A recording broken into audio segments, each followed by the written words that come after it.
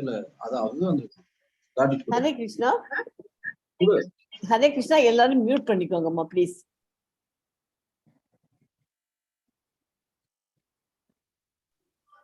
Hare Krishna. Kamalaji audio video ரெண்டு கிளியரா இருக்கா? கிளியரா இருக்கு மாதாஜி. ஹரே கிருஷ்ணாமா, தேங்க்யூ. ஹரே கிருஷ்ணா. இஸ்கான் மங்களூரு சார்பாக பகவத்கீதை 18 நாள் வைப்பிற்கு உங்களை எல்லாரையும் அன்போடு வரவேற்கிறேன். இன்னைக்கு Day 2 Chapter 2 படிக்கலாம். இன்னைக்கு என்னங்கிறது பார்த்து கொஞ்சம். அதுக்கு முன்னாடி இஸ்கான் மங்களூர்ல இருக்கு ராதா கோவிந்தா டெம்பிள் இருக்கிற டெய்டி பகவான் வேண்டிட்டு பிரேயரோட கிளாஸ் ஸ்டார்ட் பண்ணலாம். ஓகே. நம ஓம் விஷ்ணுபாதாய கிருஷ்ண பிரேஷ்டாய பூதலே ஸ்ரீமதே பக்தி வேதாந்த சுவாமிநிதி நாமினே நமஸ்தே சரஸ்வதி தேவி கௌரவாணி பிரச்சாரிணே நிர்விசேஷ சூன்யவாதி பாश्चात्य தேசதாரிணே கிருஷ்ணாய வாசுதேவாய தேவகி நந்தனாய ச நந்தகோப குமாராய கோவிந்தாய நமோ நமக. நம பங்கஜநாபாய நம பங்கஜமாலினே நம பங்கஜ நேத்ராய நமஸ்தே பங்கஜாங்கர்யே. ஜெய் ஸ்ரீ கிருஷ்ணா சைத்தன்யா பிரபு நித்யானந்தா ஸ்ரீ அத்வைத கதாதாரா ஸ்ரீவாசாதி கௌர பக்த விருந்தா. ஹரே கிருஷ்ணா கிருஷ்ண கிருஷ்ணா ஹரே ஹரே ஹரே ராமா ராம ராமா ஹரே ஹரே. ஓம் நமோ பகவதே வாசுதேவாய. ஓம் நமோ பகவதே வாசுதேவாய. ஓம் நமோ பகவதே வாசுதேவாய. ஓம் மஞான திமிராந்தஸ்ய ஞானாஞ்சன ஷாலாக்காய சக்ஷுர் உன்மீலிதமேன தஸ்மை ஸ்ரீ குருவே நமக.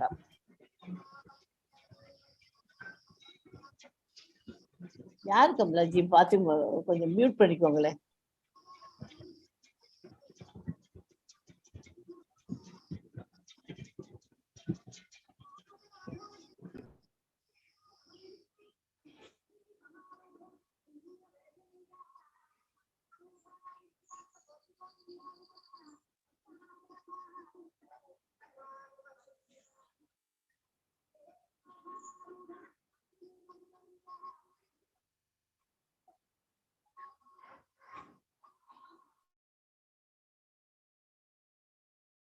ஹரே கிருஷ்ணா.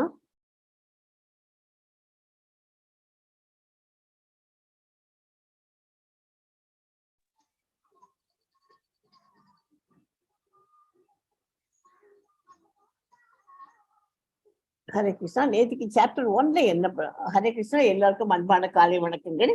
நேற்றுக்கு Chapter 1ல என்ன படிச்சோம்னு முதல்ல பார்க்கிறேன். எதிர்த்தரப்பு படைகள் போருக்கு தயாராக நின்று கொண்டிருந்த போது மாபெரும் போர் வீரனான அர்ஜுனன் தனது நெருங்கிய உறவினர்கள், ஆசிரியர்கள், நண்பர்கள் என அனைவரும் தங்கள் வாழ்வை போரில் தியாகம் செய்ய நேரிடும். தியாகம் செய்ய இருபுறத்திலும் தயார் நிலையில் இருப்பதை காண்கிறான். துக்கமும் பரிதாபமும் நிரம்பிய அர்ஜுனன் தனது பலத்தை இழக்கிறான். மனம் மயக்கப்பட்டு போரிடுவதற்கான தனது உறுதியை கைவிடுகிறான் அப்படின்னு நேற்றுக்கு பார்த்தோம் இல்லையா? அவரே குழப்பமான நிலையில நேற்றுக்கு சாப்டர் முடிச்சோம். அவன் ஒரு 5 காரணங்களுக்காக அவன் போரிட மாட்டேன்னு சொல்லிட்டு வேண்டாம் எனக்கு போர் பண்றதுக்கு இஷ்டம் இல்லைன்னு சொல்லிட்டு உட்காந்துருக்கான். ஆனா கிருஷ்ணர் வாயை திறந்து நேற்றுக்கு ஒரு வார்த்தை கூட சொல்லல. இன்னைக்கு என்ன சொல்றாரு பார்க்கலாம். ஓகே. Chapter 2ஓட ஒரு முன்னோட்டம் சொல்றேன், கேட்டுக்கோங்க. அர்ஜுனன் பகவான் கிருஷ்ணரிடம் சீடனாக தன்னை அர்ப்பணிக்க கிருஷ்ணர் அர்ஜுனனுக்கான உபதேசத்தை தற்காலிகமாக பௌதிக உடலுக்கும் நித்தியமான ஆன்மீக ஆத்மாவிற்குமான அடிப்படை விடுத்து மறு உடலை எடுத்தல், பரவனுக்கு செய்யப்படும் சுயநலமற்ற சேவையின் தன்மை, தன்னை உணர்ந்த ஆத்மாவின் குணங்கள் ஆகியவற்றை பகவான் விளக்குகிறார். பக்தி வினோத தாக்கூர் பகவத்கீதையின் 2வது அத்தியாயத்தில் மொத்த பகவத்கீதையின் சுருக்கமாக வர்ணித்துள்ளார். பகவத்கீதையில் கர்மயோகம், ஞான யோகம், பக்தி யோகம் ஆகிய விஷயங்கள் கூறப்பட்டுள்ளன.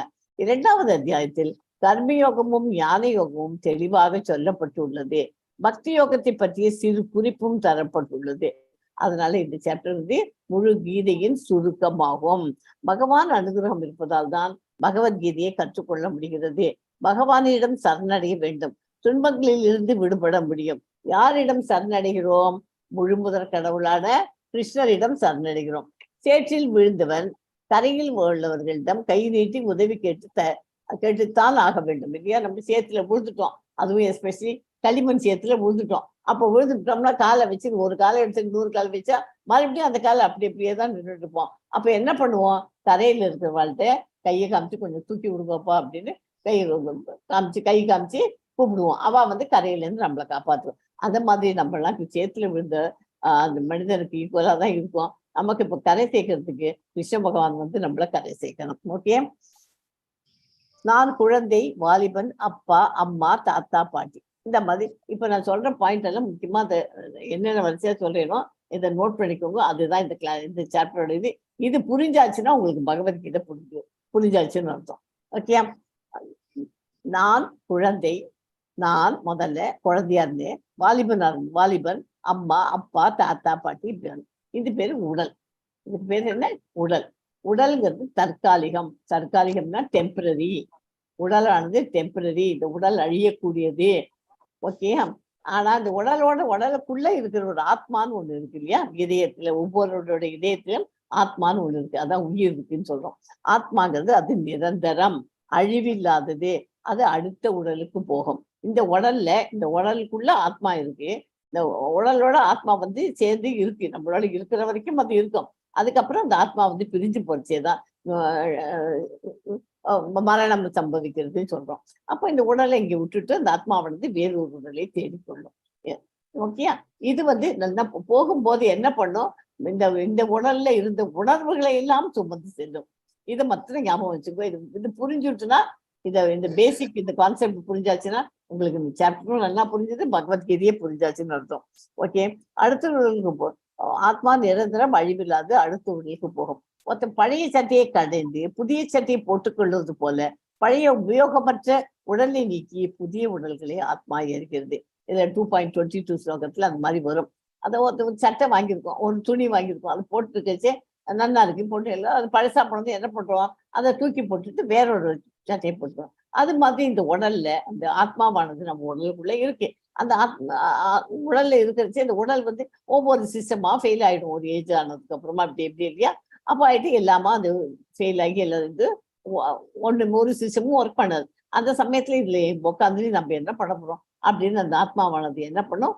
அங்க இருந்து கிளம்பிடும். அந்த உடலை மரணத்தை சம்பாதிக்க வச்சுட்டு அது வேறொரு போய் இந்த உடல் எரிக்கப்படலாம், புதைக்கப்படலாம், என்ன வேணாலும் பண்ணலாம். ஓகே, ஆனா அந்த ஆத்மாவுக்கு அழிவு கிடையாது. அது பர்மனன்ட். அது வேறொரு உடலுக்கு மாற்றம் பெற்று போயிடும். அது போகும்போது உணர்வுகளையும் சுமந்து செல்லும். அதுவும் தெரிஞ்சுக்கோங்க. புதிய சட்டை போட்டுக்கொள்ள ஆத்மா கடமைகளை ஒரு நாளில் சிறிது நேரம் பக்திக்காக செல்ல வேண்டும். அந்த மாதிரி இப்படி போகும்போது இந்த ஆத்மா உடலை விட்டு போகும்போது நம்ம பகவானை நினைச்சிருந்தாக்க நமக்கு மதிப்பெருமை கிடையாது. அதுக்கு கடைசி காலத்துல நம்ம எந்த நிலைமையில இருக்கோம்னு நமக்கு தெரியாது. அதனால சின்ன குழந்தையா இருக்கும்போது சிறு பருவத்திலேயே அதை ஸ்டார்ட் பண்ணணும். நம்மளாம் கொஞ்சம் வயசாயிடுது, பரவாயில்ல, லேட் ஆனாலும் பரவாயில்ல, பெட்டர் லேட் தென் நெவர் இல்லையா? பகவானை நினைச்சுக்கணும்னு ஆரம்பிச்சாச்சு. அதனால இன்னைக்கு நம்ம எப்போ பகவத்கீதை ஜாயின் பண்ணோமோ நம்ம பண்ணின பழைய இந்த ஜென்மத்துல பண்ண பாவங்கள்லாம் தீர்ந்து போச்சு. புதுசா பாவங்கள் நம்ம பண்ணாமல் இருக்கணும். அது பகவத்கீதை. ஆனா நம்ம அப்படியும் நான் கஷ்டம் தானே பட்டுட்டு இருக்கேன் அப்படின்னு கேட்கலாம். கஷ்டப்பட்டாலும் அதுக்கு காரணம் என்ன? போன ஜென்மத்துல பண்ண கர்மாக்கள். அந்த கர்மாக்களை நம்ம அனுபவிச்சுதான் ஆகணும், வேற வழி இல்லை. ஓகே, அதனால்தான் இந்த ஜென்மத்துல பண்ற கர்மாக்கள்லாம் நல்ல கர்மாவா பண்ணணும். யாருக்கும் கெடுதல் நினைக்கக்கூடாது. நல்லபடியா பண்ணி நம்ம அடுத்த ஜென்மம்னு ஒண்ணு எடுக்காம இருக்கணும் அப்படின்னு கிருஷ்ணரை பிரார்த்தனை பண்ணிட்டு அவரை நண்பனா அடைஞ்சிட்டு அவருக்கு அப்புறமா அர்ஜுனன் மாதிரி முதல்ல நண்பனா இருந்தா அப்புறம் பக்தன் ஆனான். அந்த மாதிரி நம்மளும் ஆகி அதை நம்ம கோலோக விருந்தாவன் போய் அங்கே கிருஷ்ண பகவானுடைய எப்போதுமே சந்தோஷம்ங்கிறத நம்ம அனுபவிக்கணும் அப்படிங்கிறது தான் என்னோட பிரார்த்தனை.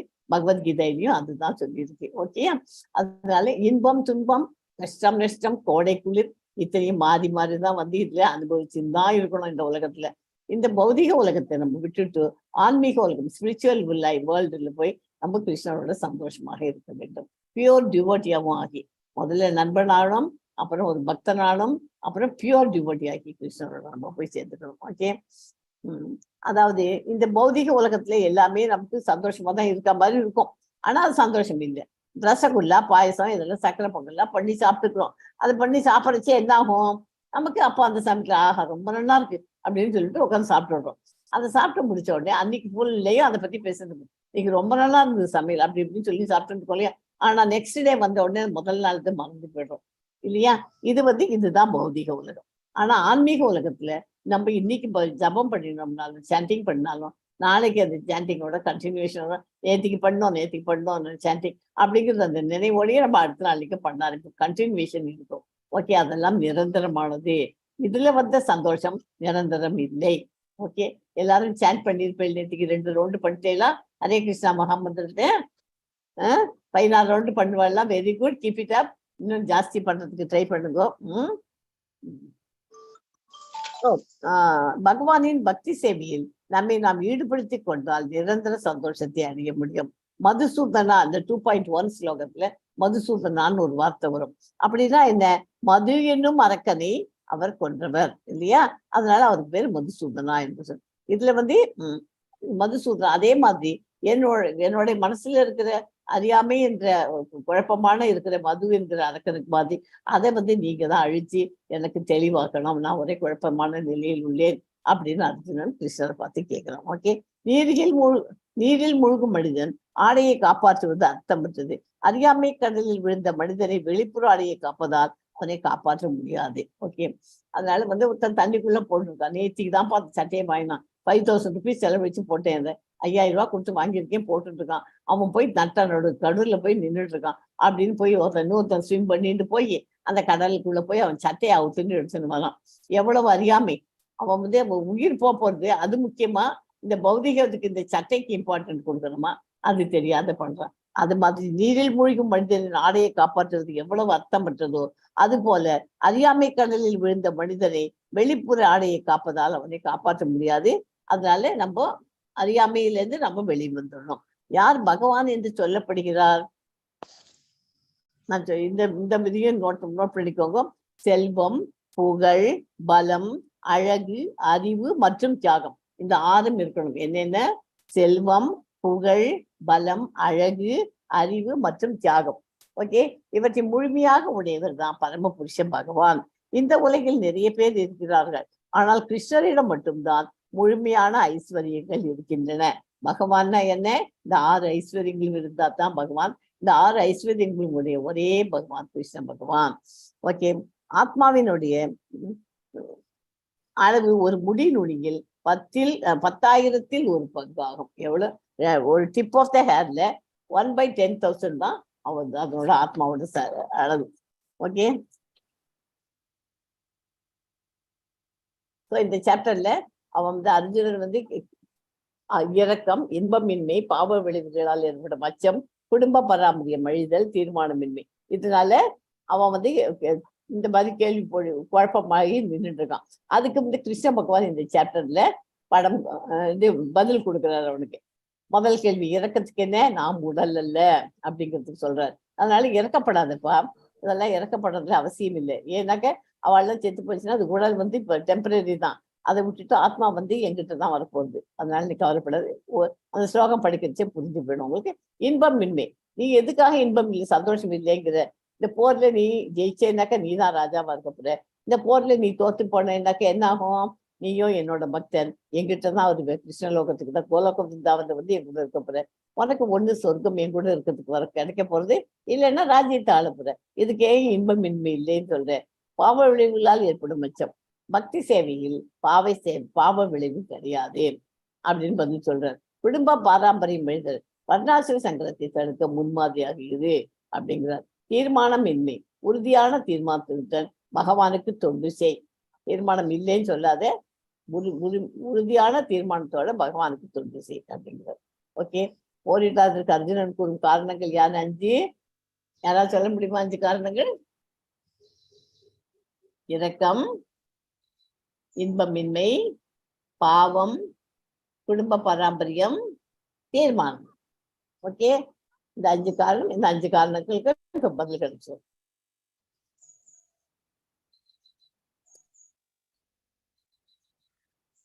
முந்தைய அத்தியாயத்தில் சஞ்சயன் அர்ஜுனன் போர் புரிய விரும்பவில்லை என்று கூறி முடித்தார். பாண்டவர்கள் ராஜ்யத்தை தொடர்ந்து விடுவார்கள் என்று எண்ணி திருதராஷ்டிரர் மகிழ்ந்திருக்கார். இந்த அத்தியாயத்துல தனது மகன்கள் ராஜ்யத்தை இழக்கக்கூடாது என்று நம்பிக்கையுடன் இருந்த திருதராஷ்டிரரை பார்த்த சஞ்சயன் கிருஷ்ணர் அர்ஜுனை போரிட எப்படி தூண்டுகிறார் என்பதை விளக்க தொடங்கினார். இந்த சாப்டர்ல கிருஷ்ணர் எப்படி எல்லாம் அந்த 5 அவன் டவுட்டா இருந்தான், அவன் போரிட மாட்டான்னு நினைச்சிருந்தார் அர்ஜுன்.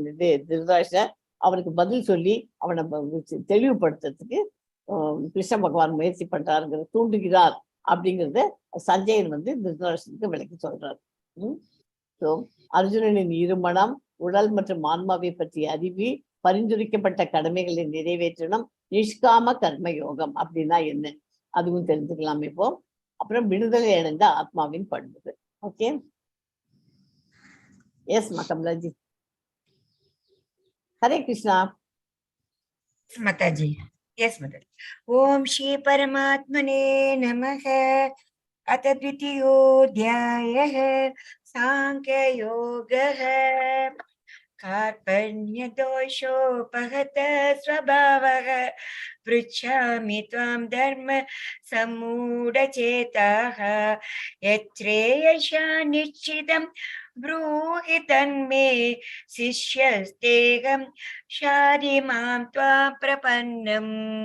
இப்போது இந்த ஸ்லோகம் ரொம்ப இம்பார்ட்டன்ட் ஸ்லோகம் 2.7. இப்போது நான் என் கடமையை பற்றி குழப்பமடைந்து கருமித்தனமான பலவீனத்தால் என் இயல்புகளை எல்லாம் இழந்து விட்டேன். இந்த நிலையில் எனக்கு நல்லது எது என்று நிச்சயமாக கூறும்படி உண்மை நான் கேட்டுக்கொள்கிறேன். இப்போது உம்மிடம் சரணடைந்த சீடன் நான். அதில் குறிந்து எனக்கு அறிவுரை கூறுவீராக. ஓகே, நமது விருப்பம் இல்லாமல் வாழ்வில் பல குழப்பங்கள் வருகின்றன. அவற்றிலிருந்து நம்ம விடுவிக்கணும்னா நம்ம எப்படி விடுவிச்சுன்னு வரணும்? நமக்கு தெரியாதே நிறைய வீட்டுல குழப்பங்கள் இருந்திருக்கு இல்லையா? அதை எப்படி எடுக்கணும்? நமக்கு அங்கீகரிக்கப்பட்ட ஒரு ஆன்மீக குருவை அணுகுமாறு எல்லா வேத இலக்கியங்களும் நமக்கு அறிவுறுத்துகின்றன. அது நமக்குன்னு ஒரு ஆன்மீக குருவை வச்சுக்கணும். அப்படி அதை வச்சிருந்தாக்க அவர் நமக்கு வருகிற குழப்பத்துக்கெல்லாம் என்ன பண்ணணும், ஏது பண்ணணும் நம்மள தெளிவாக்கி கொடுப்பார். ஓகே, அதனால எதுக்குமே குழப்பமா இருந்ததுன்னா அதுக்காக கவலைப்பட வேண்டாம். நமக்குன்னு ஒரு ஆன்மீக குருவை வச்சுக்கணும் அப்படின்னு வேத இலக்கியங்கள் சொல்கின்றன. இத்தகைய குழப்பங்கள் காட்டு தீயை போன்றது, யாராலும் பற்ற வைக்கப்படாமல் கொழுந்து விட்டு எரிகின்றன. காட்டுல தீ ஃபாரஸ்ட் ஃபயர்னு பார்த்துருக்கீங்களா? அந்த ஃபாரஸ்ட் ஃபயர்ல என்ன பண்ணும்? அதுவே தான் எரியும், யாரும் பத்தி வைக்கிறது. அது மாதிரி நமக்கு குழப்பங்கள் வர்றதுக்கு காரணம் எல்லாம் அதுவாவே தானாவே தான் வரும். ஓகே, அதை தீர்ப்பதற்கு சீட பரம்பரையில் வரும் ஆன்மீக குருவை அணுக வேண்டும். வெறும் ஆன்மீக குரு மாத்திரம் இருக்கக்கூடாது, அவ சீடர் பரம்பரையில வரணும். நேற்றுக்கு படிச்ச 32வது ஆச்சாரியா தான் சீல பிரபுபாதான்னு சொல்லியிருக்கேன். அதனால அந்த வர ஆர்டர்ல இருக்கிற ஆன்மீக குருவை நம்ம அணுக வேண்டும். இதுதான் இந்த ஸ்லோகத்தின் பொருளாகும். அதாவது இப்ப அவரை நேர போய் நம்ம 32வது ஆச்சாரியத்துக்கு அவருக்கு சிஷியர் அப்படி இப்படி எல்லாம் இருக்கு இல்லையா நிறைய. அந்த மாதிரி அவாகிட்டு மூலியமா நம்ம கற்றுக்கணும் எல்லாத்தையும். அதாவது ஆன்மீக குருவை அணுக வேண்டும், இதுதான் இந்த ஸ்லோகத்தின் பொருளாகும். ஓகே, கடமையை செயலாற்ற முடியாத போது அவருடைய ஆன்மீக குருவான கிருஷ்ணரிடம் ஒரு தீர்வை கொடுக்குமாறு வேண்டுகிறான். இங்க யாரு? அர்ஜுனன் அர்ஜுனனுக்கு ஆன்மீக குரு யாரு? கிருஷ்ணன். அவர்கிட்ட கேட்கிறாமோ, கிருஷ்ணரிடம் சிறந்த சீடனாக நான் அர்ப்பணிக்கிறேன். அர்ஜுனன் பகவத்கீதையில் விஞ்ஞானத்திற்கு மூல ஆன்மீக குரு கிருஷ்ணர். முதல் மாணவன் அர்ஜுனன். கிருஷ்ணரிடம் அகத்திற்கும் புறத்திற்கும் பேதமில்லை. இந்த நம்ம எதுக்கு எக்ஸாம்பிளா இந்த உதாரணமா எடுத்துக்கணும்னா குரு சீட பரம்பரையில அர்ஜுனன் என்று கிருஷ்ணர் எடுத்துக்கலாம். அவர்கிட்ட உங்களிடம் சரணடைந்து சீடனால் எனக்கு நீங்க தான் எல்லாத்தையும் சொல்லி சொல்லணும், அவர்கள் குறித்து எனக்கு அறிவுரை கூறுவாயாக அப்படின்னு கேட்கிறோம். The living entity is 1/10 of the 1/10,000 of the tip of the hair. Okay, look at the hair. அதாவது ஆத்மாவனுடைய அளவு எப்படின்னா 1/10,000 டிப் ஆஃப் த ஹேர். இது இந்த ஹேருக்கு தலைமுடி இருந்தாலும் அதனோட நுனி அதை எடுத்து பார்த்தேன், மைக்ரோஸ்கோப்ல பார்த்தேன்னா இப்படி தெரியும். அது இன்னும் கொஞ்சம் காம்பவுண்ட் அந்த மாதிரி காம்பவுண்ட் மைக்ரோஸ்கோப்ல பார்த்தேன்னா அப்படி தெரியும். அதுலயும் ஒரு டிப் 1/10,000 தான் நம்ம ஆத்மாவனுடைய அளவு. ஓகே, ஸோ இது கஜேந்திர மோட்சம். எதா இருந்தாலும் நமக்கு நம்ம எந்த ஆபத்துல இருந்தாலும் கிருஷ்ணன் நம்மளை காப்பாற்றுவார். இது முதல்ல இந்த கஜேந்திர மோட்ச கதை தெரிஞ்சிருக்கும் உங்களுக்கு.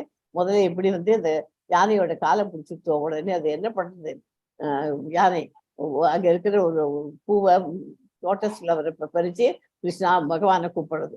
பகவானை கூப்பிட்டு இது அதனாலதான் கஜேந்திர ஸ்துதின்னு ஒரு ஸ்லோகம் தெரிஞ்சிருக்கும் உங்களுக்கு. அதுக்கு யாரையும் கஜேந்திரன் பண்ணியிருந்ததுனால அது. ஸோ அந்த மாதிரி ஒவ்வொருத்துக்கும் நமக்கு எந்த ஆபத்துல இருந்தாலும் நம்மளை காப்பாற்றுறதுக்கு வருவார். இந்த பக்கத்துல இருக்கிற பிக்சர்ல வந்து பிரம்மா இருக்கார், கிருஷ்ணர் இருக்கார். யாருக்காவது தெரியுமா இது எதுக்கு இந்த படம் இருக்குன்னு? ஹரே கிருஷ்ணா. எல்லாரும் இன்டராக்ட் பண்ணுங்க. நான் சொல்ல கேட்கறதுக்கு பதிலும் சொல்லுங்க. கொஞ்சம் கொஞ்சம் தெரிஞ்சு தப்பா இருந்தாலும் பரவாயில்ல, நோ ப்ராப்ளம். இந்த பக்கத்துல இருக்க படம் பிரம்மா இருக்கு, கிருஷ்ணர் இருக்கார் இல்லையா? இது என்னத்தை பத்தி இதுல பத்தி என்ன தெரியுது உங்களுக்கு? ஓகே, நானே சொல்லட்டுமா? நம்மளெல்லாம் படைச்சது யாரு? பிரம்மா. பிரம்மா. பிரம்மாவை படைச்சது யாரு? பகவான். கிருஷ்ணர் வந்து முதல்ல அவர் தான் சுப்ரீம் காட். அவர் வந்து படைச்சது யாரு? பிரம்மா. பிரம்மா அப்புறம் பிரம்மாவுக்கு முழு அதிகாரம் கொடுத்துட்டா படைப்பை வந்து பாத்துக்கிறது பிரம்மா. ஆனா பிரம்மாவை படைச்சவர் கிருஷ்ணர். இதுக்குதான் இந்த படம் போட்டு உங்களுக்கு எக்ஸ்பிளைன் பண்ணிருக்கேன். ஓகே, பிரம்மா வந்து படைப்பாளி யாருன்னா பிரம்மா தான். ஆனா பிரம்மாவை படைத்தது கிருஷ்ணர். அதே மாதிரி இந்த படம் பிரகலாத மகாராஜ் நரசிம்மரை இருக்குது. இதுவும் இந்த கதையும் படிச்சுக்கோங்க. தூணிலும் இருப்பார், துரும்பிலும் இருப்பார். எங்க தூணை உடைச்சு காமி அப்படிங்கிற பிரகலாதனோடப்பா. அப்ப எடுத்து பார்த்துட்டு நான் இந்த கதையை அநேகமா நம்ம கிளாஸ்லயே நானே சொல்லுவேன் ஒரு சாப்டர்ல. அதை இந்த படம் போட்டிருக்கேன். இது வந்து ராமருக்கு ஹனுமான் எப்படி தாசனா இதுவா இருக்கா, சேவகனா இருக்கா அப்படிங்கிறதுக்காக போட்டிருக்கேன். அதுவும் தெரிஞ்சுக்கணும். நமக்கு நல்ல ஆசிரியராக பகவான் கிருஷ்ணர் நமக்கு எப்படி வழிகாட்டுகிறார். நல்ல ஆசிரியரா இருக்கார் இல்லையா? அப்படின்னா நல்ல ஆசிரியர்னா அவருக்கு உண்டான குணங்கள் என்ன? ஒரு டீச்சர் தான் அவருக்கு என்னென்ன குணங்கள் இருக்கும்? யாராவது சொல்ல முடியுமா? கிருஷ்ணர் வந்து ஒரு நல்ல ஆசிரியர். முதல் சாப்டர்ல என்ன பண்ணார்? அவர் அவ்வளோத்தையும் கேட்டுட்டார். அர்ஜுனா சொன்னது. அதாவது ஒரு டீச்சரா இருக்கிறவா ஸ்டூடெண்ட்ஸ் சொல்றத முதல்ல கேட்டுக்கணும் காது கொடுத்து. அதுக்கப்புறம் தான் அவளுக்கு இதை பண்ணலாம் அதை பண்ணலாம்னு சஜஷன் தான் கொடுக்கலாம். அவளை இதை பண்ணு அதை பண்ணுன்னு சொல்லி தரணும். ஓகே, அவர் ஆசிரியராக இருக்கிறதுக்கு என்னென்ன காரணங்கள் பார்க்கலாம். பகவான் கிருஷ்ணர் மிகச்சிறந்த ஆசிரியர்.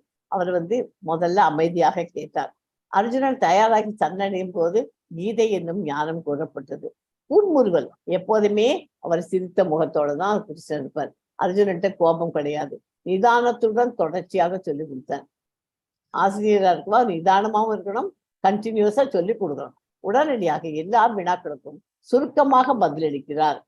வினாக்களுக்கு பெருசா டீட்டெயில்டா சொல்லாட்டாலும் சுருக்கமாக பதில் சொல்லி கொடுக்கிறார். அர்ஜுனனை உற்சாகப்படுத்துகிறார். அர்ஜுனன் முடிவு செய்ய சந்தர்ப்பம் அளிக்கிறார். இது நல்லது, இது கெட்டதுன்னு எல்லாத்தையும் சொல்லி கொடுத்துட்டு உன்னோட சாய்ஸ், உனக்கு பூரண சுதந்திரம் கொடுக்குறேன்னு அவனுக்கு விட்டுட்டார். அவனுக்கு முடிவு செய்ய சந்தர்ப்பம் அளிக்கிறார். அவரது சுய விருப்பப்படி வற்புறுத்தல் இன்றி சுயமா நீயாவே நான் சொல்றதை கேளு அப்படின்னு சொல்லாத அவனுக்கு வற்புறுத்தல் இன்றி அவனுக்கு முடிவு செய்ய சந்தர்ப்பம் அளிக்கிறார். ஓகே, பகவானுக்கு சிறந்த சாதாரணமாவே மிகச்சிறந்த ஆசிரியர்னா இந்த பாயிண்ட் எல்லாம் இருந்தாதான் அவன் சிறந்த ஆசிரியர். அதே தான் கிருஷ்ண பகவானுக்கு இருக்கு அப்படிங்கிறது தான். எஸ்மா 2.10 படிக்கிறோம். எஸ் மாதாஜி. तमुवाच ऋषिकेशः प्रहसन्निव भारत धेनुयोरुपयोर्मध्ये வீக்ஷிதந்தம் இதம் வச்சஹ. பரதகுல தோன்றலே அச்சமயத்தில் இருதரப்பு சேனைகளுக்கு மத்தியில் துயரத்தால் பாதிக்கப்பட்டிருந்த அர்ஜுனனிடம் கிருஷ்ணர் புன்சிரிப்புடன் பின்வருமாறு கூறினார். ஆசிரியர் எப்படி இருக்கணும்? கண்டிக்கப்படாது, எப்போதும் புன்முறுவலோடு இருக்க. அதுக்கு முதல் இந்த ஸ்லோகம் தான். ஓகே, எஸ் மா 2.11. எஸ் மாதாஜி. ஸ்ரீ பகவானுவாச்ச அக்ஷோஸ்யான் அன்வசோசஸ்த்வம் பிரக்ஞாவாதாம் சபாஷசே கதாசுன் அகதாசும்ஷ நானுஷோசந்தி பண்டிதா. கிருஷ்ணர் ஆசிரியர் இருக்கிறதுக்கு ரெண்டாவது பாயிண்ட் என்ன? நிதானத்துடன் தொடர்ச்சியாக. அதுக்கு இந்த ஸ்லோகம். புருஷோத்தமரான முழு முதற் கடவுள் கூறினார், அறிவாளியை போல பேசும் அதே சமயத்தில் கவலைப்பட வேண்டாது வித்திருக்க நீ கவலைப்படுகிறாய். நீ நல்ல புத்திசாலித்தனமா தான் எல்லாம் பேசுற, இருந்தாலும் வேண்டாத்துக்கெல்லாம் கவலைப்பட்டு இருக்கேன். அறிஞர் வாழ்பவர்களுக்கோ மாண்டவர்களுக்கோ வருவதில்லை. நல்ல நீ படிச்சு இன்டெலிஜென்டா நீ இருக்கிறதுக்கு நீ வந்து செத்து போனவாளை நினைச்சிட்டு வருத்தப்பட்டுட்டோம், வாழ்ந்து இருக்கிறவாளை நினைச்சிட்டு வாழ்ந்துட்டு சில பேர் இதுவா கஷ்டப்பட்டிருக்காங்க, அதெல்லாம் நினைச்சிட்டு வருத்தப்பட மாட்டா. நீ அறிஞனா இருக்கணும், அதாவது எல்லாரையும் சம நோக்கில பார்த்துட்டு இருக்கணும் வரும். அப்புறம் பின்னாடி இவன் நீ அறிஞனா இது அப்படின்னு அவனுக்கு சொல்லி கொடுக்குறாரு. பகவான் கிருஷ்ணர் பேசும்போதெல்லாம் பகவத்கீதை கூறுகிறது ஸ்ரீ பகவான் உவாச்ச. ஏன் கிருஷ்ண உவாச்ச என்று இல்லை? அதுக்காக சொல்ல முடியுமா? எஸ் பிரபுஜி, யாராவது ட்ரை பண்ணுங்க.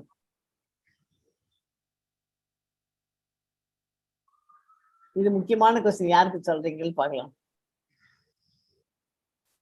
கிருஷ்ண வணக்கம்மா. சொல்லுங்கம்மா.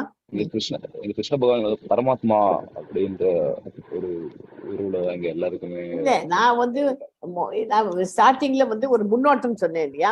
அதுல சொல்லும் போது உங்களுக்கு என்னன்னு சொன்னேன், 6 குணங்கள் இருக்கும், அவாதான் பகவான் அழைக்கப்படும். யார் இந்த 6 குணங்கள்? என்னென்ன இந்த 6 குணங்கள்? செல்வம், புகழ், பலம், அழகு மற்றும் தியாகம். செல்வம், புகழ், பலம், அழகு, அறிவு மற்றும் தியாகம். இது 6ம் இருந்தா தான், இந்த 6 ஐஸ்வர்யங்களும் இருக்கிறதான் பகவான்னு கூற முடியும். ஓகே, 6 ஐஸ்வர்யங்கள் இல்லாததெல்லாம் பகவான் சொல்லக்கூடாது. இது 6 ஐஸ்வர்யங்கள் இவர்கிட்ட முழுமையாக இருப்பதனால அவரே பகவான் வாச்சேன்னு சொல்லணும். கிருஷ்ண வாச்சேன்னு சொன்னாக்க வெறும் பேரா போயிடும் கிருஷ்ணன்னாக்க. பகவான் அதனாலதான் வராது. ஓகே,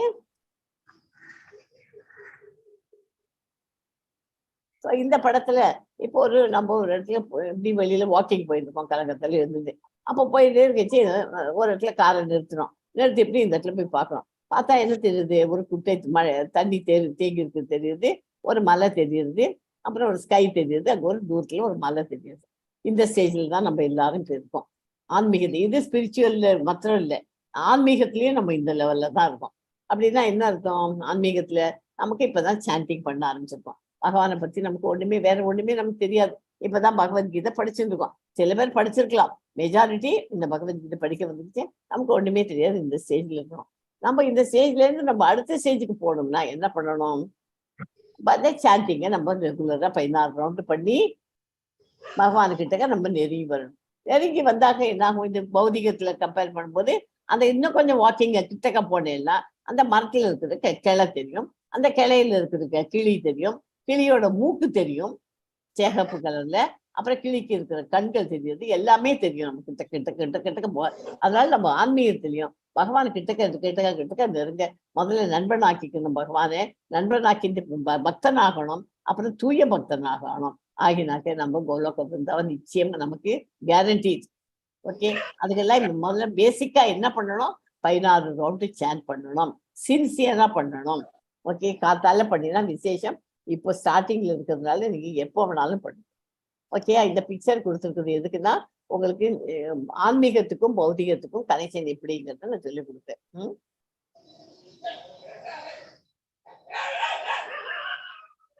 சோ பகவான் பிரம்ம ஜோதி, அதுக்காக போட்டிருக்கேன். பூரண உண்மையின் 3 அம்சங்களை புரிந்து கொள்வது. பிரம்மன், பரமாத்மா, பகவான். ஓகே, பிரம்மன், பரமாத்மா, பகவான். பகவானா என்னென்ன இருக்கணும்? 6 ஐஸ்வர்யங்கள் இருக்கணும். நம்ம இப்ப படிச்சோம் இல்லையா, அந்த 6 ஐஸ்வர்யங்களும் படம் போட்டு உங்களுக்கு போட்டு காமிச்சிருக்கேன். எஸ்மா, 2.13 படிக்கும். எஸ் மாதாஜி. தேகினோ அஸ்மின் யதா தேஹே கௌமாரம் யௌவனம் ஜர ததா தேகாந்தர பிராப்திர் தீரஸ்தத்ர ந முஹ்யதி. தேகத்தை உடையவனின் உடல் சிறு வயது, இளமை, முதுமை என்று கடந்து செல்வதை போல ஆத்மா மரணத்தின் போது வேறு உடலுக்கு மாற்றம் பெறுகிறது. நிதான புத்தி உடையவர் இது போன்ற மாற்றத்தால் திகைப்பது இல்லை. ஓகே, ஒரு உடல்ல இருந்து அது இன்னொரு உடலுக்கு தான் மாறி போறது. ஆத்மாவுக்கு அழிவு கிடையாது. நம்ம நினைச்சிருக்கோம் செத்து போயாச்சுனாக்க செத்து போயாச்சு, ஐயோ போயிட்டா அப்படி. ஆனா ஆத்மா இருக்கே, அந்த ஆத்மாவுக்கு அழிவு கிடையாது. பகவத்கீதையிலிருந்து நம்ம கத்துக்க வேண்டிய பாடங்கள் இது முக்கியமான பாடம். ஆத்மாவானது நாம் பிறந்தது முதல் நம்முடைய உடலில் இளமை முதுமை வரையில் இருக்கிறது. நாம் இறந்தவுடன் இந்த ஆத்மாவானது இன்னொரு உடலுக்கு சென்று விடுகிறது.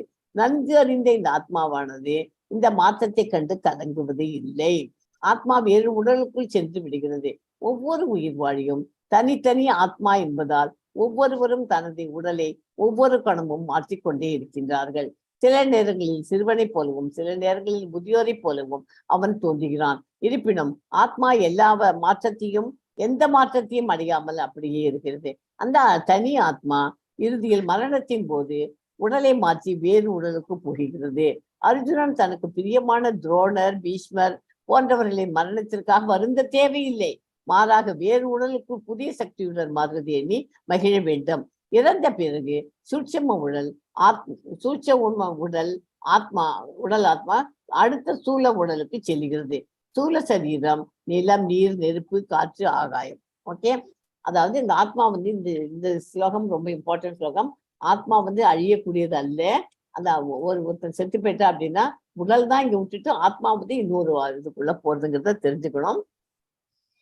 அதனால ஏவாள்லாம் பீஷ்மர், துரோணர் அவருக்கு வேண்டுப்பட்டவாள்லாம் எல்லாரும் சாகராலே நீ வருத்தப்படாதே, அவருக்கு அதெல்லாம் பதில் சொல்லி கொடுக்குறாரு. நீ இந்த அவன் கேட்கற கேள்விக்கு டவுட்டுக்கு கிளியரன்ஸ்க்கு ஒரு இன்னொரு அவனோட அர்ஜுனோட ஒரு கேள்விக்கு பதில் இது.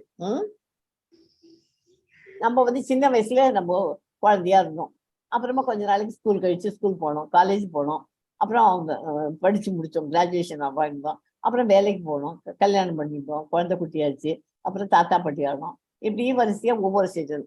ஆனா அது இப்போ வந்து இப்போ இருக்கிற நிலைமையில நம்ம வந்து சின்ன குழந்தையா இருக்கிறதுக்கும் இதுக்கும் ஏதாவது சம்பந்தம் இருக்கா?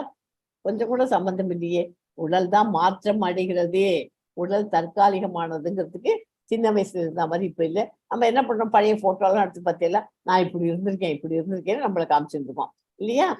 அந்த மாதிரி சின்ன வயசுக்கும் இதுக்கும் சம்பந்தமே இல்லையே இப்போ இருக்கிறதுக்கும் அப்படின்னு உடல் மாற்றம் அடைகிறது. உடல் சிஸ்டம் எல்லாம் மாறி மாறி வந்துருக்குங்கிறது அது இருந்து அண்டர்ஸ்டுட். ஓகே, ஆனா வந்து உள்ளுக்குள்ள இதயத்துல பிறக்கறச்சே நமக்கு ஆத்மா எப்படி இருந்ததோ அதே மாதிரிதான் இப்போ. ஓகே, ஒவ்வொருவருடைய இதயத்திலும் ஆத்மா இருக்கிறார்.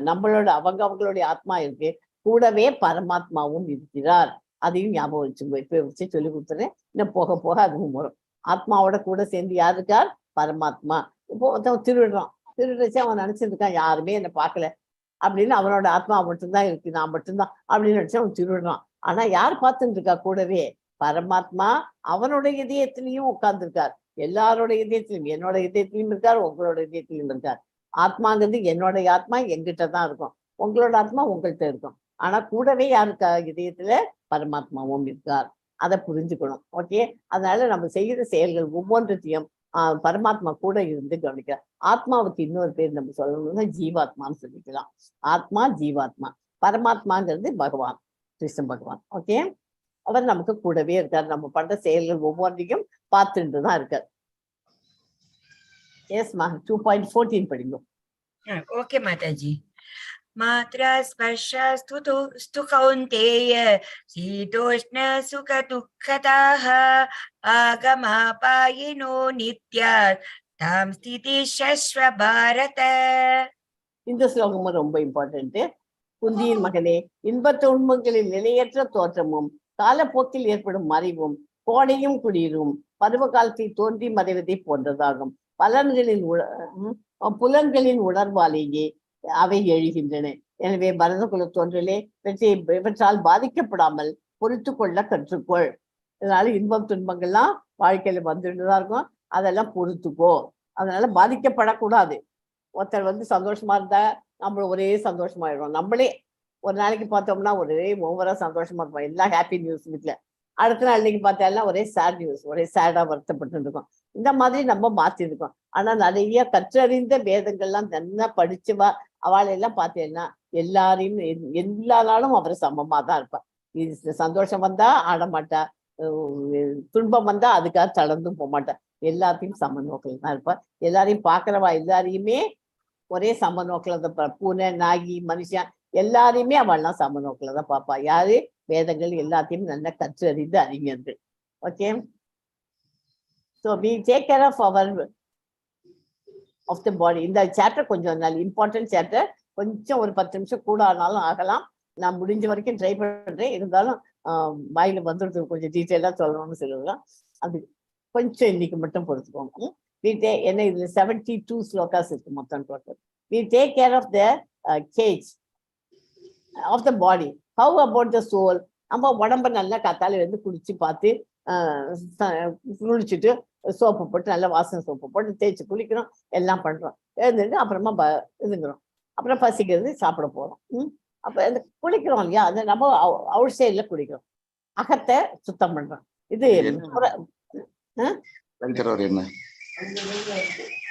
மியூட்ல வச்சுக்கோங்க.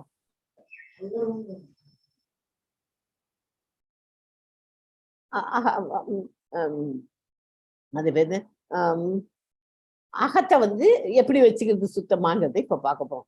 ஒருத்தன் ஒரு கூண்டு வாங்கிட்டு வரான். கூண்டுனா ஒரு கேஜ், நல்ல கூண்டு, நல்ல பாலிஷ் போட்டு கிராண்டா பழ வாங்கிட்டு வரான். அதை வாங்கிட்டு வந்த உடனே டெய்லி அந்த இதுக்கு என்ன பண்ணா, அந்த கூண்டை நான் வாங்கிட்டு ஒரு பாடியும் வாங்கிட்டு உள்ள உட்கார வச்சிடணும், ஒரு பறவையும். அந்த கூண்டை அவன் என்ன பண்றான், டெய்லி பாலிஷ் போட்டு சுத்தமா தொடச்சி வைக்கிறான்.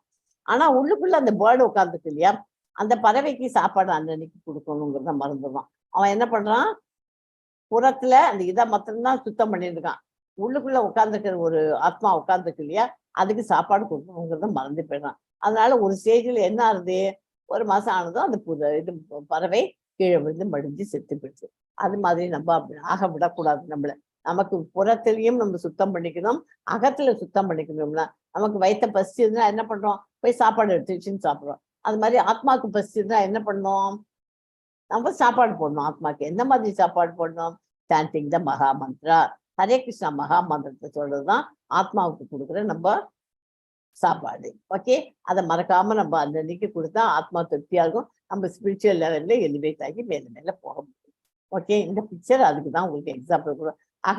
அக தூய்மையும் இம்பார்ட்டன்ட், புற தூய்மையும் இம்பார்ட்டன்ட். புற தூய்மை மாத்திரம் இம்பார்ட்டன்ட் கொடுத்து எல்லாரும் இருக்கும். அதுதான் ஹிந்தியில இந்த சான்ஸ்கிரிட் வேர்டு சௌச்சம்னா தூய்மை.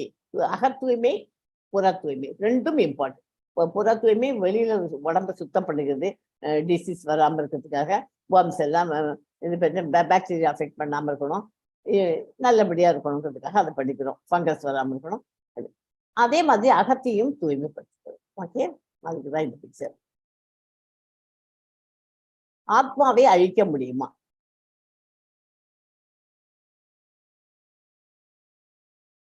ஆத்மா எஸ், ஸ்லோகம் படிங்க கமலாஜி. நைனம் சிந்தந்தி சஸ்திராணி நைனம் தகதி பாவகஹ ந சைனம் க்லேதயந்த்யாபோ ந சோஷயதி மாருதஹ. இந்த ஸ்லோகம் ஆன்மாவை அழிக்க முடியுமா, அதுக்கு பத்தி விவரம் இருக்கு. ஆம், ஆத்மா எந்த ஆயுதத்தாலும் துண்டிக்கப்பட முடியாது, நெருப்பால் எரிக்க முடியாதது, நீரால் நனைக்கப்பட முடியாதது, காற்றால் உலர்த்தப்பட முடியாததும் ஆகும். ஓகே, எந்த ஆயுதத்தாலையும் அதை ஒண்ணுமே பண்ண முடியாது. ஆத்மா அழிவற்றது. 1/10,000 டிப் ஆஃப் த ஹேர், தலைமுடியின் நுனியில் 1/10,000 தான் அதனோட அளவு. நெருப்பால் எரிக்கப்பட முடியாது, காற்றாலையும் உலர்த்தப்பட முடியாது. ஓகே, இந்த ஸ்லோகமும் இம்பார்ட்டன்ட் ஸ்லோகம். எஸ் மா, 36 படிங்க. எஸ் மாதாஜி. அவாச்சவாதாம்ச சபுஸ்ச பஹூன் வதிஷ்யந்தி தவாஹிதாஹ நிந்தத்தஸ்தவ சாமர்த்தியம் ததோ துக்கதரம் நுகீம். அன்பில்லாத வார்த்தைகள் பலவற்றை கூடி ஒன்று எதிரிகள் ஒன்று திறமையை நிந்திப்பர். அதை விட மிகுந்த துன்பம் தரக்கூடியது வேறு என்ன இருக்க முடியும் இல்லையா? அதாவது இப்போ நீ இப்போ ஃபைட் பண்ண மாட்டேன் அப்படின்னு நீ சொன்னேன்னாக்க என்ன பண்ணுவா, உன் சொந்தக்காரெல்லாம் ஐயோ பண்ண மாட்டேங்கிறான்ப்பா அப்படின்னு அவனுக்கு ஃபைட் பண்ணுறதுக்கு துணிச்சல் கிடையாது, தைரியம் இல்லை. அவனோட திறமை, அவன்கிட்ட இருக்கிற அவன் அர்ஜுனன் சிறந்த வில்லாளி இல்லையா, அதை எல்லாரும் கேள்விப்படுவார். இதை விட உனக்கு துன்பம் வேற என்ன இருக்க போறது அப்படிங்கிறார். கருணைக்காக ஏக்க குரல் எழுப்பிய அர்ஜுனனை கண்டு வியப்புற்ற பகவான் கிருஷ்ணர் அவனது இரக்கம் ஆரியருக்கு உரியதானது அல்ல என்ற முறையை சுட்டி காட்டினார். ஆரியரோடது என்ன, ஃபைட் பண்ணுனா அது அவளோட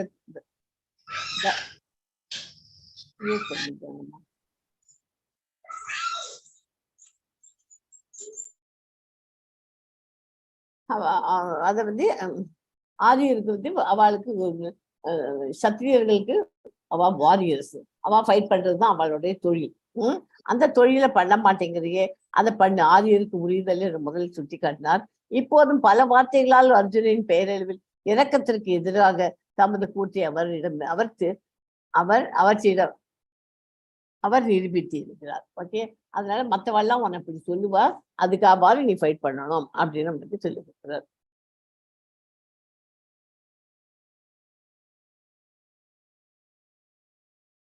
முத்தி 37 படிங்க. 2.30. Yes, Mataji. Tato va prapsyasi swargam jitva va bhokshyase mahim tasmat uttishta kaunteya yuddhaya krita nishchayah. குந்தியின் மகனே, போர்க்களத்தில் நீ கொல்லப்பட்டால் சொர்க்கத்தை அடைவாய், வெற்றி பெற்றால் இந்த உலகத்தினை அனுபவிப்பாய். எனவே உறுதியுடன் எழுந்து போர் புரிவாயாக. ரெண்டுமே உனக்கு நடக்கிறதுக்கு சான்ஸ் இருக்கு. நீ வந்து ஜெயிச்சுட்டேன்னா இங்க ராஜ்யத்தை ஆள போற, நீ தோத்து போயிட்டேன்னா என்கிட்ட வர போற, சொர்க்கத்தை கோலோகம் இருந்தவர் போயிடலாம் அப்படின்னு அவர் சொல்றாரு. போர்க்களத்தில் கொல்லப்பட்டாலும் நீ ஒரு சொர்க்கத்திற்கு உயர்த்தப்படுவாய் அப்படின்னு சொல்றாரு.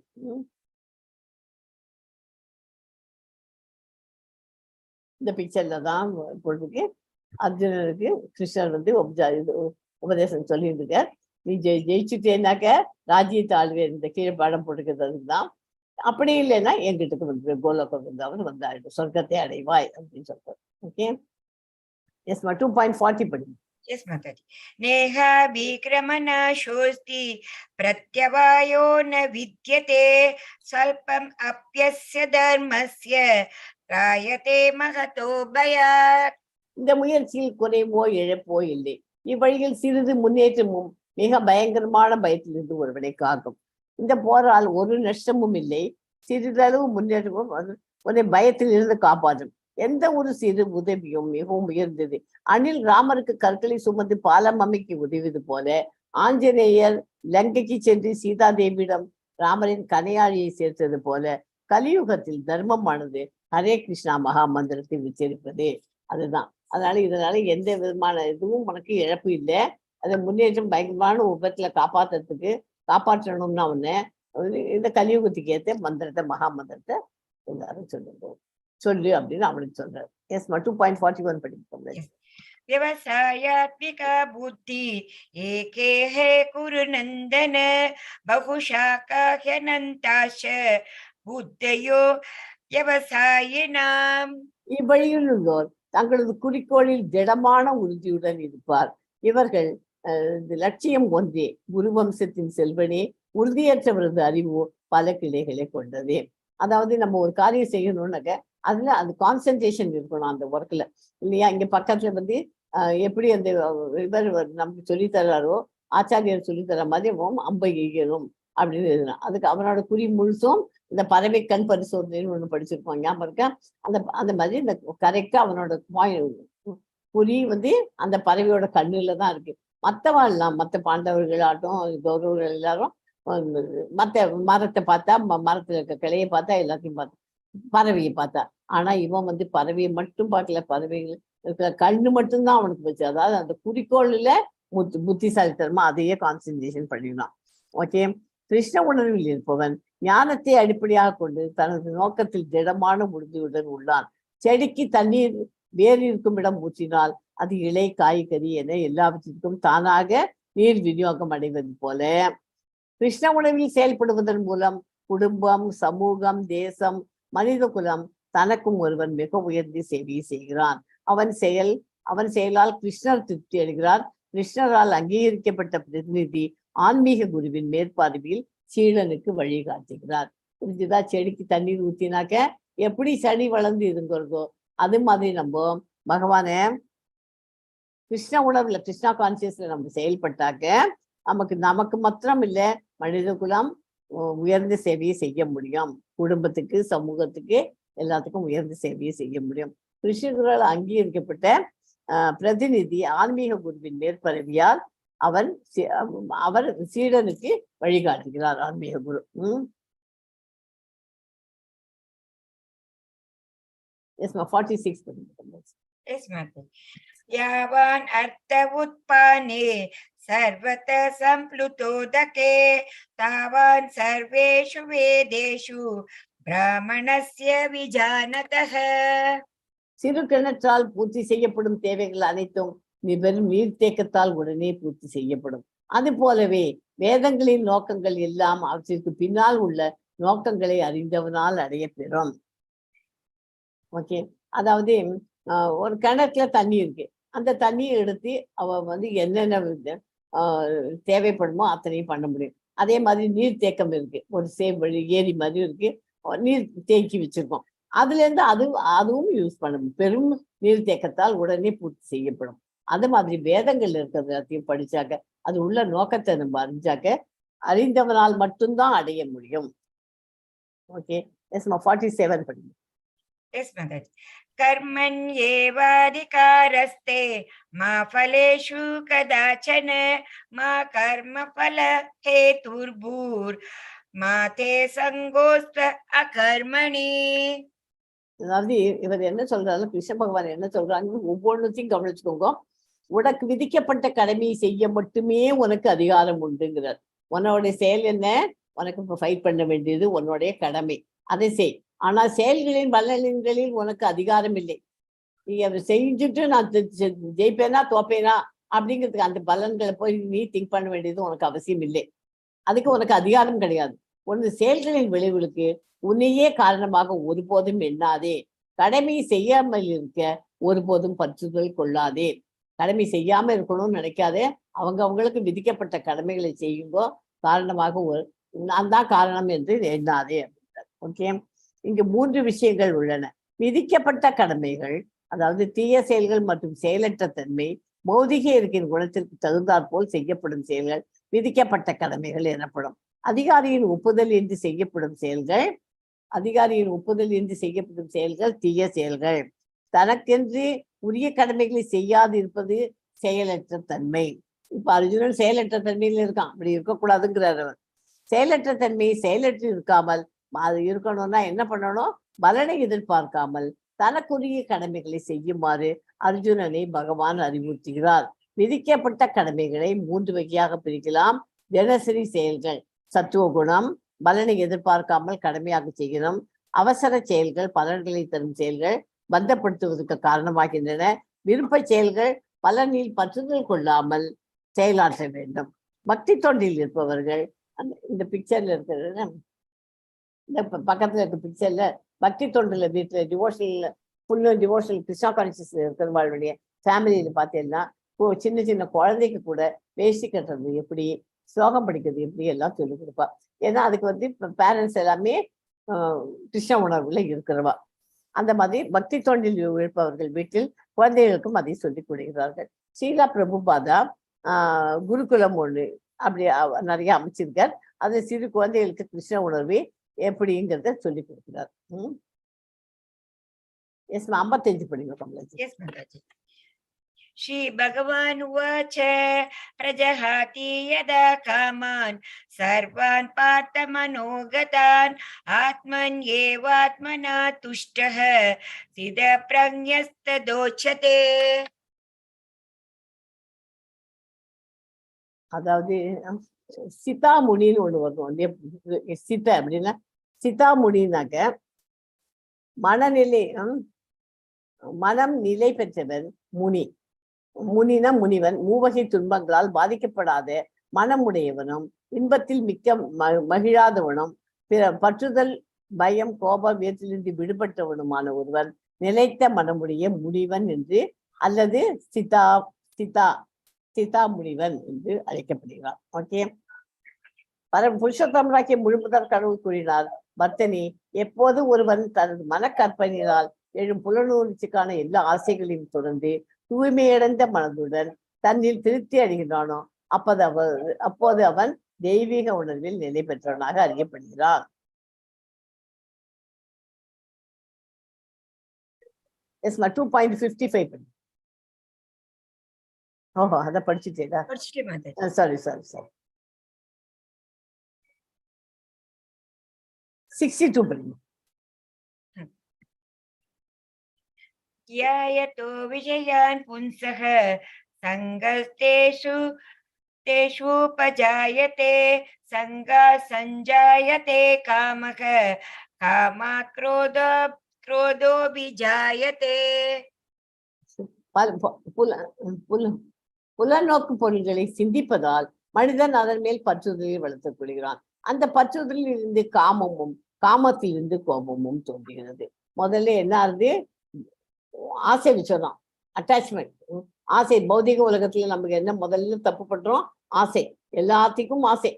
ஐயோ, பக்கத்து வீட்டுல வந்து இது வாங்கிட்டு வந்திருக்காங்க, அது இருக்கு, நம்ம வீட்டுல இது இல்லையே, அது இல்லையே. இந்த மாதிரி எல்லாத்துக்கும் ஒரு ஆசை.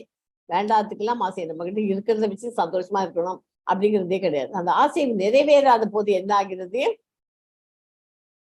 கோபம் வருது. ஓகே, ஆசை பேராசையா போயிடுது. கோபம் முதல்ல அட்டாச்மெண்ட் இருக்கக்கூடாது. மனிதன் அதன் மேல் பற்றுதலில் வளர்த்துக் கொள்கிறான். பற்றுதலிலிருந்து காமம் வருது. அட்டாச்மெண்ட் வந்தாச்சுன்னா காமம் வந்துருது. ரொம்ப அன்பு ஜாஸ்தியா போயிடுது. அது நிறைவேறாத போது கோபம் வருகிறது. ஓகே, கோபம், lust, greed, anger. Lust, anger and greed. காமமும் காமத்திலிருந்து கோபமும் தோன்றுகிறது. ஆமை தனது அங்கங்களை கூட்டில் இழுத்துக் கொள்வதை போல எவன் ஒருவன் தன் புலன்களை புலனூர்ச்சி புலன்களின்றி விலகிக் கொள்கிறானோ அவன் பக்குவ உணர்வில் நிலை பெற்றவன் ஆவான். ஆமை எப்படி தனக்குள்ள அந்த ஓட்டுக்குள்ள தன்னுடைய உடம்பு ஃபுல்லுத்தி இழுத்துட்டு போறது, ஒரு இடத்துல இருந்து ஒரு இடத்துக்கு மூவ் பண்ணும்போது, அது மாதிரி நம்ம ஐம்புலன்களை அடக்கி வாழ கத்துக்கணும். அதை ஐம்புலன்களை அதை இஷ்டத்துக்கு அலைப்பாய விட்டாக்க நம்ம கஷ்டம்தான் படணும். ஐம்புலன்களை எப்படி அடக்கி ஆடணும்? நம்ம மனசுங்கிறதுனால பகவான் நமக்குன்னு ஒரு மைண்ட், புத்திசாலித்தனத்தை கொடுத்துருக்காரு. அந்த மனசை புத்திசாலித்தனத்து போல அந்த மனசை அலைப்பாய விடாம கண்ட்ரோல் பண்ணினாக்க செல்ஃப், நம்ம ஆத்மாவை நம்ம என்ஜாய் பண்ணி நம்ம சந்தோஷமா இருக்க முடியும். ஓகேயா? அதுதான் முக்கியமான பாயிண்ட். மனம் வந்து மனசை அலைப்பாய விடக்கூடாது. ஓகே, எஸ், 63 படிங்க.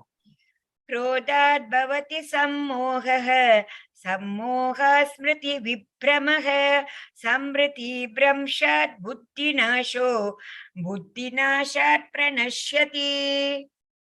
கோபத்திலிருந்து பூரண மயக்கமும் மயக்கத்தினால் நினைவு நிலை இழப்பும் ஏற்படுகின்றன. நினைவு குழம்புவதால் அறிவு இழக்கப்படுகிறது. அறிவு இழக்கப்பட்டவுடன் ஒருவன் மீண்டும் ஜட வாழ்க்கையில் விழுகிறான். ஓகேயா?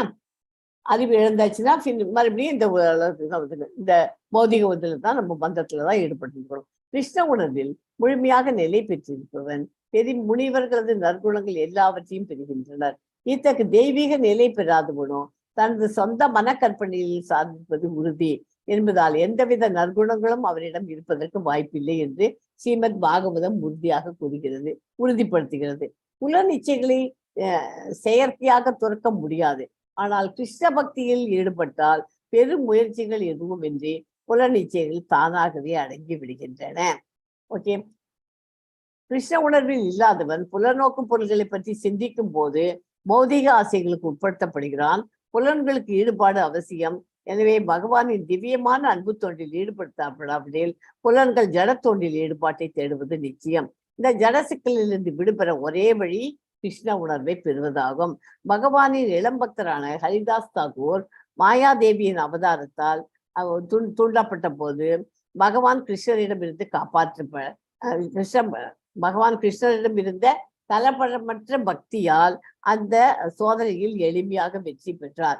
இறைவனின் உண்மையான பக்தன் அவருடைய உறவின் ஆன்மீக ஆனந்தத்தில் உயர் ருசியை அனுபவிக்கிறான். ஓகே, பல நோக்கு பொருள்களை சிந்திப்பதால் மனிதன் அதன் மேல் பற்றுதலை வளர்த்துக் கொள்கிறான். அந்த பற்றுதலில் இருந்து காமமும் காமத்தில் இருந்து கோபமும் தோன்றுகிறது. ஓகே, இதுக்கு ஒரு எக்ஸாம்பிள் ஒரு ஃபேமிலி கல்யாணமே ஒரு 25 வருஷம் ஆச்சு. ஹஸ்பண்ட் ஒய்ஃப் இருக்கா, கணவன் மனைவி இருக்கா. அவளுக்கு திருமண நாள் வெட்டிங் அனிவர்சரி வருது.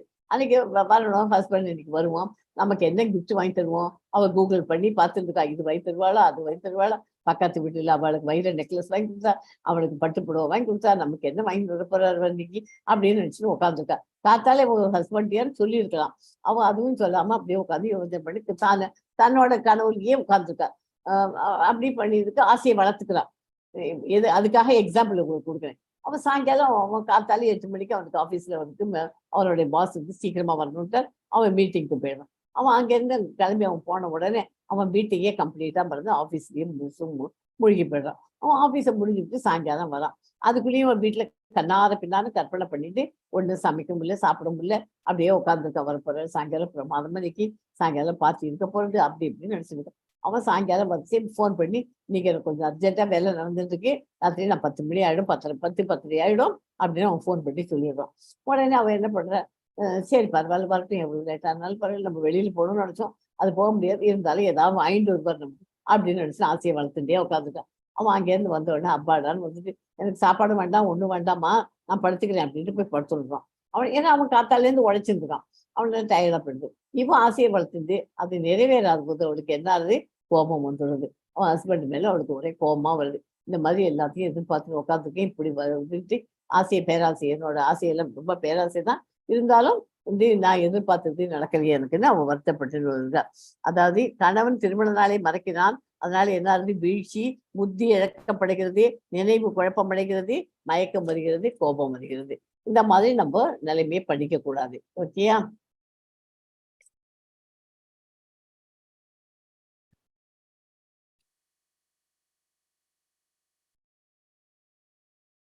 ஜலசக்தியிலிருந்து வரைபடி கிருஷ்ண உணர்வை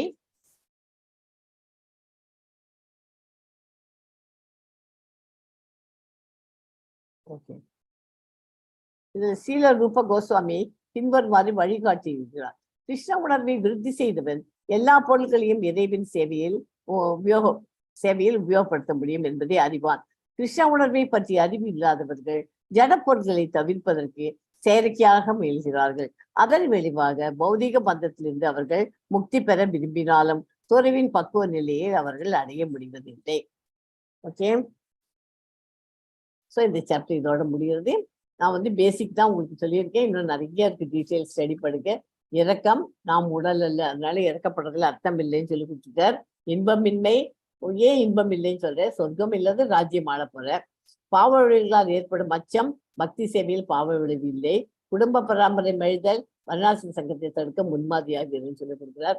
தீர்மானமின்மை, உறுதியான தீர்மானத்துக்கு உடன் பகவானுக்கு தொண்டு செய் அப்படின்னு சொல்லி கொடுத்தார். ஓகே, ஸோ இதுலேருந்து நமக்கு டேக்அவே மெசேஜ் நமக்கு கிடைச்ச எடுத்துக்க வேண்டிய பாயிண்ட் என்னென்ன, we are not this body, நான் உடல் அல்ல, நான் ஆத்மா, we are spiritual souls. The soul moves from one body to another. ஒரு உடம்புல இருந்து வேறு உடலுக்கு இதுதான் மாறும், உடல் ஆத்மா மாறும். ஓகே, நாம் உடல் அல்ல ஆத்மா அப்படிங்கிறத புரிஞ்சிருக்கணும் இந்த சாப்டர்ல. உங்களுக்கு ஆத்மா வந்து ஒரு உடலை விட்டுக்க வேறு உடலுக்கு போகும்போது என்ன போகும், இந்த உடலிலிருந்து ஆத்மா வந்து உணர்வுகளை சுமந்து செல்லும். ஓகே, அதுதான் ரொம்ப இம்பார்ட்டன்ட் இந்த சாப்டர்ல. முக்கியமானது இது உடல் எல்லாம் ஆத்மாக்கிறது புரிஞ்சுட்டுனா போதும். சின்ன வயசுல இருந்த மாதிரி நம்ம இருக்குல்ல மாற்றம், ஆத்மாவுக்கும் உடலுக்கும் ஆத்மாவுக்கும் உள்ள வித்தியாசம் என்னன்னு தெரிஞ்சுக்கணும். சின்ன வயசுல இருந்து நமக்கு இப்போ பெரியவாள் ஆயிருக்கும், ஒவ்வொரு ஸ்டேஜ்லயும் மாற்றம் நிகழ்கிறது, பௌதிக மாற்றங்கள் நடந்துருக்கு. ஆனா சின்ன வயசுல இருந்த அதே ஆத்மா தான் இப்பவும் இப்படி இருக்கு. அதே 1/10,000 டிப் ஆஃப் த ஹேர் தான் இப்பவும் இருக்கு. ஒவ்வொருவருடைய இதயத்திலும் அவங்க ஆத்மாவும் இருக்கு, கூடவே பரமாத்மாவும் இருக்கு. ஆத்மாவை ஜீவாத்மான்னு சொல்றோம், ஜீவாத்மா பரமாத்மா ரெண்டும் இருக்கும். பரமாத்மா நம்ம கூட இருந்து நம்ம செய்யற காரியங்கள் எல்லாம் கவனிச்சிருக்கு அப்படிங்கிறதும் நம்ம தெரிஞ்சிருக்கணும். ஓகே, ஹரே கிருஷ்ணா. வாஞ்சா கல்பத்ரூபஸ்ய கிருபா சிந்துபியைவச்ச பதிதானாம் பாவனேபியோ வைஷ்ணவேபியோ நமோ நமக. ஒரே ஒரு வாட்டி ஹரே கிருஷ்ணா மகாமந்திரம் நான் சொல்றேன், என் கூடவே எல்லாருமே சொல்லுவோம். ஒரே டைம் சொல்லுவோம். ஹரே கிருஷ்ணா கிருஷ்ண கிருஷ்ணா ஹரே ஹரே. சொல்லுங்க எல்லாரும். கிருஷ்ணா ஹரே கிருஷ்ணா கிருஷ்ண கிருஷ்ணா ஹரே ஹரே ராம ராம ராம ஹரே ஹரே. ஹரே ராமா ஹரே ராமா ராம ராம ஹரே ஹரே. எஸ் மா, எண்ட் பண்ணிடுங்க கமலா. ஓம் தத்சத் இதி ஸ்ரீமத் பகவத் கீதாஸ்து உபனிஷத்சு பிரம்ம வித்யாயாம் யோக சாஸ்திரே ஸ்ரீ கிருஷ்ணார்ஜுன சம்வாதே சாங்கிய யோகோ நாம